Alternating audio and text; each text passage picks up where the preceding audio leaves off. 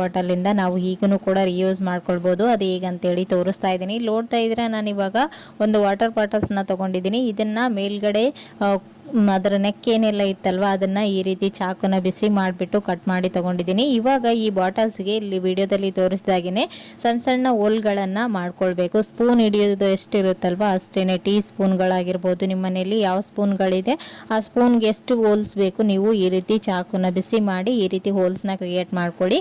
ಇವಾಗ ನೀವು extra spoon ಮನೆಯಲ್ಲಿರುತ್ತೆ, stand ಅಷ್ಟೊಂದು ಹಿಡಿತಾ ಇರೋದಿಲ್ಲ, ಆವಾಗ ನೀವು ಈ ರೀತಿ ಒಂದು ಇನ್ಸ್ಟೆಂಟ್ ಸ್ಟ್ಯಾಂಡನ್ನು ರೆಡಿ ಮಾಡಿಕೊಂಡು ನೀವು ಇದರಲ್ಲಿ ಇಟ್ಕೊಳ್ಬೋದು. ಸೊ ನೋಡ್ತಾ ಇರ್ಬೋದು ಎಲ್ಲ ಕಡೆನೂ ನೀವು ಈಸಿಯಾಗಿ ಈ ರೀತಿ ಟೀ ಸ್ಪೂನ್ಗಳನ್ನು ಇಟ್ಕೊಳ್ಬೋದು. ಸೆಂಟ್ರಲ್ಲಿ ನೀವು ಚಾಕು, ದೊಡ್ಡ ದೊಡ್ಡ ಸೀಸರ್ ಆಗಿರ್ಬೋದು ಮತ್ತು ದೊಡ್ಡ ಸ್ಪೂನ್ಗಳನ್ನು ಇಡೋದ್ರಿಂದ ಇದು ವೇಟ್ ಆಗುತ್ತೆ ಸೆಂಟ್ರಲ್ಲಿ, ಆವಾಗ ಇದು ಬೀಳೋದಿಲ್ಲ, ಆವಾಗ ಸೇಫ್ ಆಗಿರುತ್ತೆ. ಸೊ ನೋಡ್ತಾ ಇರ್ಬೋದು ಇಲ್ಲಿ ನೀವು ಎಷ್ಟು ಚೆನ್ನಾಗಿ ಕಾಣಿಸ್ತಾ ಇದೆ ಅಂತ. ವೇಸ್ಟ್ ಅಂತ ಬಿಸಾಕೋ ವಾಟರ್ ಬಾಟಲ್ಸ್ಗಳಿಂದ ನಾವು